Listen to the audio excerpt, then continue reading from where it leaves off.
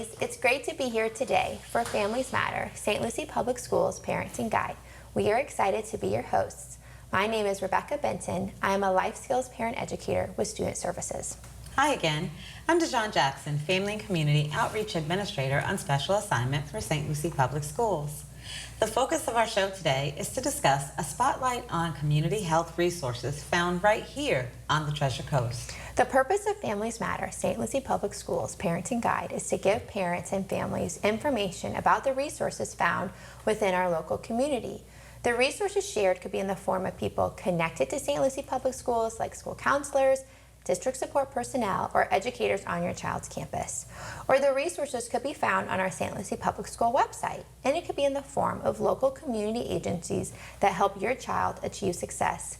You play a pivotal role in the life of your child and children, and as always, our aim is to support you. Today, our purpose is to spotlight a community resource to support healthy habits. We have wonderful guests with us today. The first being Jason Barela. He is a health educator consultant. And we also have Dental Director Dr. Mancera Loftin, both from the Department of Health in St. Lucie County. We are so excited to have you with us here today. Jason, can you tell us a little bit about yourself and the role that you play within our community? Yes, well, hello. Hi. Thanks for having us. My name is Jason Barela. I'm a health educator consultant here in St. Lucie County for Department of Health. I emphasize a little bit on chronic disease like obesity and prediabetes, and specialize that with physical activity and proper nutrition. Okay, well, thank you for being here today. You're welcome. And Dr. Mancera Loftin, tell us a little bit about yourself and the role that you play in St. Lucie County. Hello, thanks again for having us. As dental director, I provide treatment services and help oversee two dental clinics here at the Department of Health St. Lucie, which we call Forever Smiles. And then I also help oversee the school-based dental sealing program, which we call Sunny Smiles. Wonderful. Thank you so much. We are focusing today's show on healthy habits for your family. We know that we mention this often, right, Rebecca? A lot. But that's how important we feel it is to have this mentioned for again. Having a strong routine in the morning before school and in the evening after school is so helpful for starting and ending the day with success and smiles. Oh, smiles is key. Children of all ages, adults too, me being one of those adults, definitely thrive off of a routine. A great morning routine includes getting dressed in your school uniform or your in-dress code outfit for the day, eating a healthy breakfast, making sure you have all your school items ready to go, and brushing your teeth.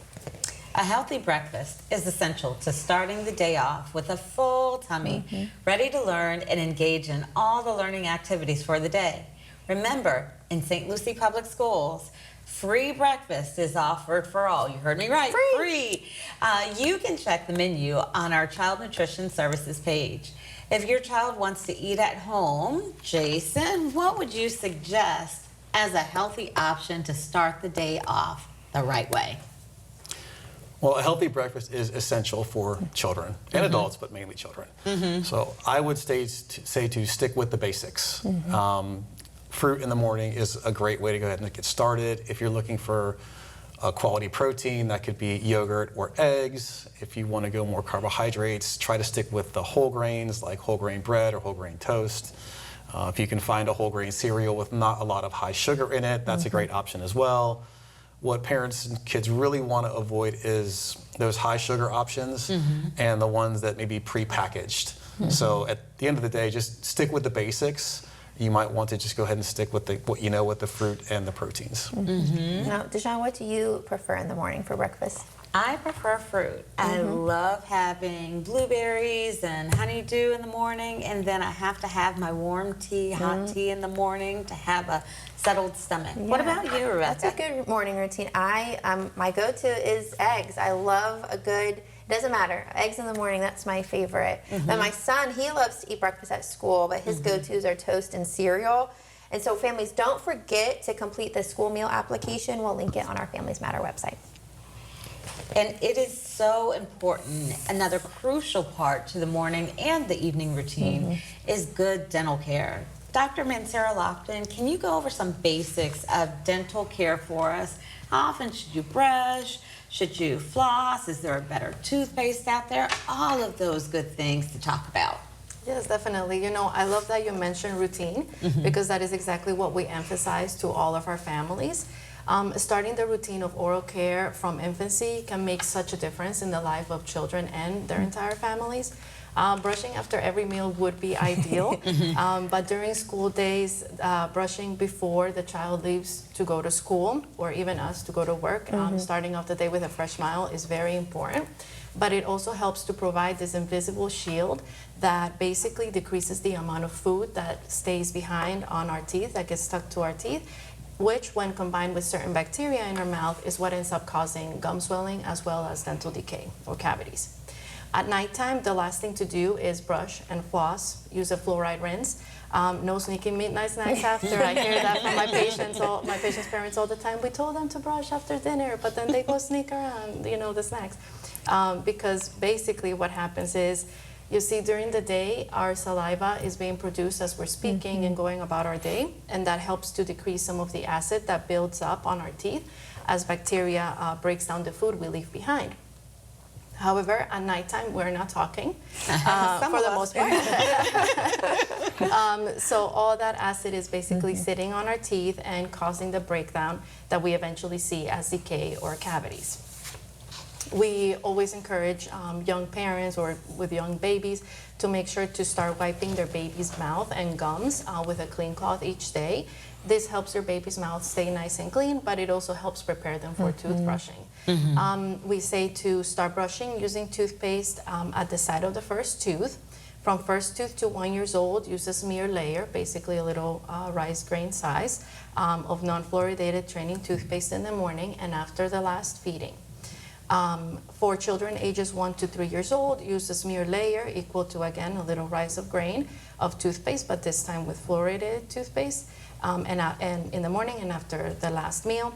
And then for anyone ages 3 years and older, use a pea-size amount of toothpaste morning and after the last meal. I don't really recommend using extra whitening toothpaste for young kids, since even for adults, such toothpaste can cause sensitivity to our teeth. Flossing at least once daily. I do it at nighttime. You have a little bit more time. You're not rushing to get to work. And if you have already tried the little ones on handles without success, maybe try water flossers. I know my patients really like them, especially the ones that are going through orthodontic treatment, through braces. They really enjoy them. I really wish they had a water flosser. When I had braces, that would have made flossing so much easier. You know, they've come a long way. The advancement of little things that make a big difference. So what are some tips for families if children don't like brushing their teeth and they're fast at night and you're trying to catch them? So what do you recommend? Again, it's just a matter of getting that routine going, right? Making a part of it and starting early. So for example, toddlers, they love to be helpful. And so I ask the parents to use a little flashlight and have the toddler help them hold it so that they can see what and how they're cleaning. This gives the toddler purpose, and it also helps the parents see that they're really doing a great job. You know, sometimes the bathroom lights you can't really see that well, so it's helpful for the parents as well. And then for older kids, you show them by example. So if they see the parents and their older siblings brushing their teeth, they just understand that it's part of the family's day-to-day. If you have a reward system in place, incorporate brushing and flossing as part of one of those goals. And then also out there, they have so many different types of rinses. They change color, things like that. So they're always attracted to that. But I think really the main thing that I try to emphasize, my team and I, is basically the importance of education. So start them young, probably like 2 and up, and you can show them videos, like age-appropriate videos and pictures of basically what happens when we don't brush our teeth. And kids are very, very smart, and when we include the reason behind why we ask them to brush, they're gonna choose a bright smile over a painful one. No, that's key. At my house, brushing teeth became a little treacherous, and so I sang a song which I had taken from my classroom when I taught kindergarten. So I would sing in my classroom, like, we wash your hands, wash them every day. And so I adapted it to brush your teeth, brush the sugar bugs away. So that really helped. And then that fact, using sugar bugs, that really was help my kids like see what was, because it's invisible, to them, help them kind of visualize what we're trying to brush away. So that was, you can take that song. No copyright. And I love that you emphasize their smile. I know. Making sure the sugar bugs don't affect their smile. Right. And with that, you mentioned a little bit earlier about the Forever Smiles program. Can you share with us what the Forever Smiles program is all about? Definitely. So we have 2 dental clinic locations. One is in San Lucie West and one in Fort Pierce across from Longwood Hospital. We currently have 2 other general dentists on staff, my colleagues, 4 hygienists and 6 assistants who are awesome, and they love seeing kids thrive. We mainly see patients that have Medicaid coverage, running in ages from infants through 21 years old. There are about 40,000 children in San Lucie County that qualify, and we do our best to provide access to as many of them as we can. There is another one clinic that also offers Medicaid in this area, but as you can imagine, we all stay very, very busy.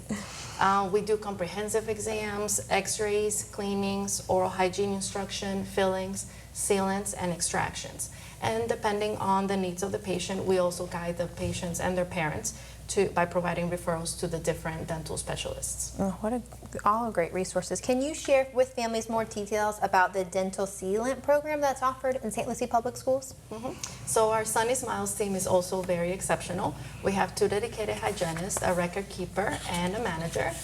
They distribute consent forms for the schools, and the parents give their permissions once received, and they organize a busy schedule. Usually it consists of 2 rounds, the first one being the screening. They do oral hygiene instruction there, and they check for decay, the need for sealants, and they also provide fluoride varnish. On the second round, they provide all the sealants, which are resin-based, tooth-colored material that is placed on the grooves of permanent back teeth and help prevent food from lingering behind, and thus help prevent many cavities. Now, you mentioned screenings. Jason, if you could share with us, how do families opt into the screenings within St. Lucie Public Schools? Well, it's done through the school district website, so that's the place you want to go, and it's through the Family Skyward Access portal on the top of the website. Skyward. Yep. Skyward. So once you log in, there will be some tabs on the left-hand column, and you will see one that says Online Forms. So parents, when you get on that, look for online forms, you click it. I believe there are 5 online forms you can review and accept, but I'm going to focus on the health screening form. So that's the one we're going to talk about here. And you select the health screening form, and within the health screening form, there are 5 sections of the health screening form. So there's a vision screening, there's a hearing screening, a growth and development screening, the dental screening, and a scoliosis screening. So once you review and opt in for your child, that's the process to go ahead and get everything started. So these are free screenings for all the children. I'll talk about that in a second, but that's how you find it on the website. So it's basically through the website and through Family Skyward Access. Oh, perfect.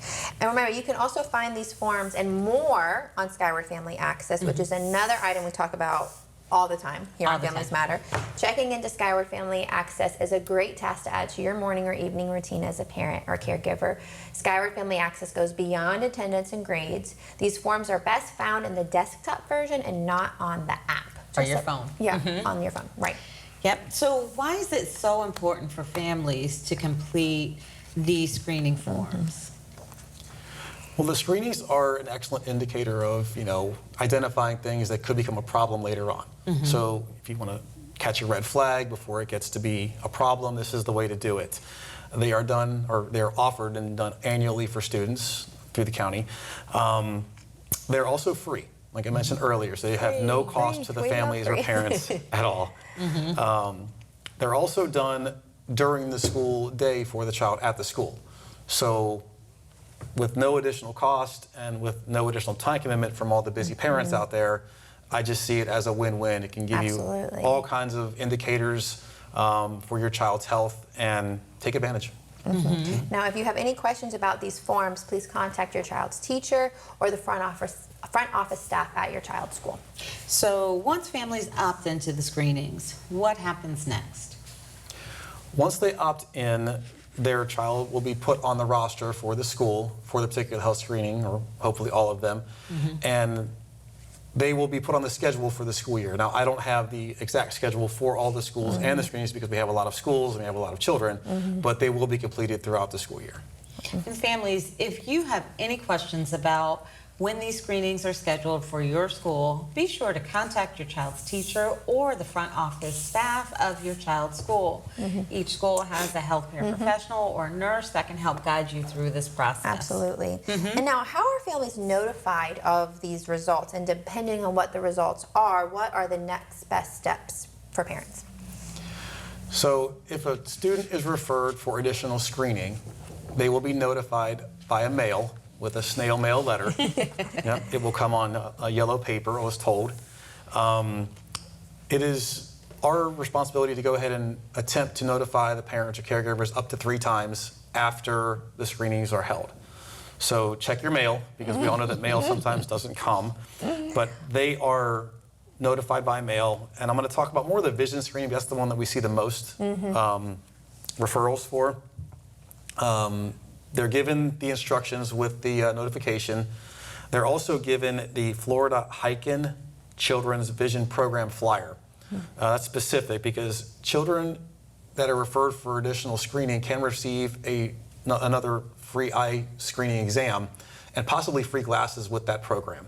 So it's important, if you receive a screening referral, to read it, follow the instructions. It usually says to go to your provider or the Department of Health so we can get the referral process started, so we can get your child the care that they need for their vision. So that's how it goes. Wonderful. Well, thank you. So we've talked a lot about the routines that are so healthy for us.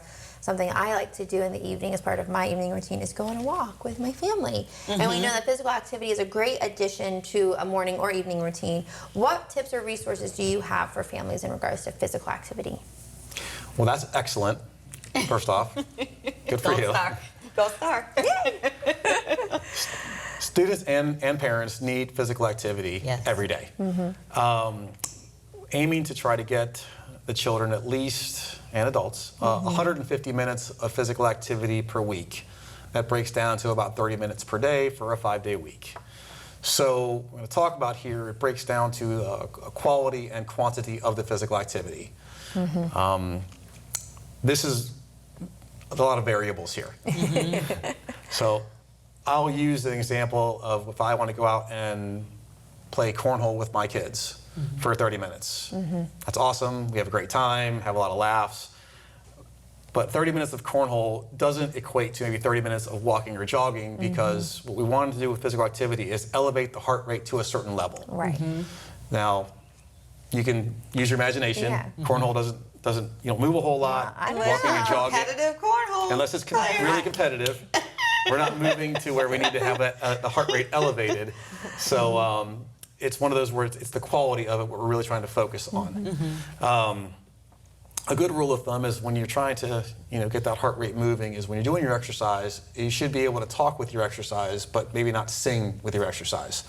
So if you keep that in mind, if you're singing with it, you're probably not getting the heart rate to where it needs to be. You want to up the intensity just a little bit. So that's with the quality. Now, the quantity we kind of spoke about, 30 minutes a day is the minimum requirement. Sometimes kids and adults need a little more, and sometimes 60 minutes might be more ideal. So that's a case by case for everybody. Obviously, we have lives and we have busy kids, and parents are very busy. I'm not always saying that more is always better, but for this instance here, more may be better. Great tips. So physical activity is a great connection to time spent in PE for many of our students. Jason, I heard you piloted a pretty cool program in St. Lucie Public Schools in some of our PE classes. Can you share more with us? Yes, we did. Over the past couple of years, the Department of Health and the district here have worked on health initiatives. And one that I specifically work with is with the Health and Physical Education Department here with the district. The curriculum director, Emmeline Harvey, I think Friend you know her. Yes, She's a matter. great friend here. I worked with her a lot, and we put our heads together, and she came up with the idea to do some more standardized fitness testing for the physical education programs here in the county. So she modeled it off of the Presidential Youth Fitness Program, formerly known as the Presidential Fitness Test. I remember that. I think we all do. Yeah.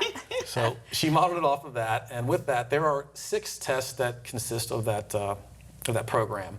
They focus on cardiovascular endurance, muscular strength, flexibility, and muscular endurance. What we did for the pilot program is we selected 3 of the tests to go ahead and be tested for the students. And we selected the 1-mile run, push-ups until you failed, and sit-ups within 1 minute. And we recruited a teacher, Miss Longo, out of Lincoln Park Academy. Go Greyhounds. Alumni, right here. My kids go there. So we recruited her, and she agreed to go ahead and do the testing. And we had her test the students in the school year of 24-25. She tested in January, she tested in March, and in April for a week at a time. She tested 168 students. Oh, So- way to go, Miss Longo. Oh my Yes. gosh, that's Yes. impressive. That's a lot.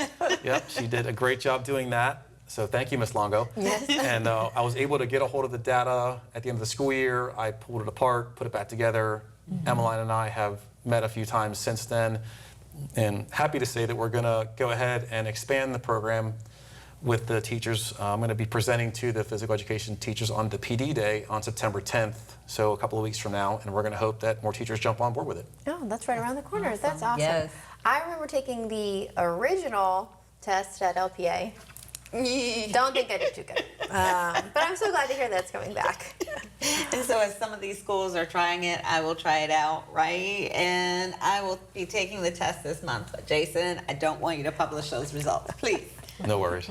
Well, thank you so much to both of you for being here today. You have gone over so much wonderful information for our families. And as always, the information shared in today's show will be shared on our St. Lucie Public School website. Families, again, we've gone over so much. We hope you have learned more about this wonderful community spotlight. And if you find yourself in need of more help, please reach out.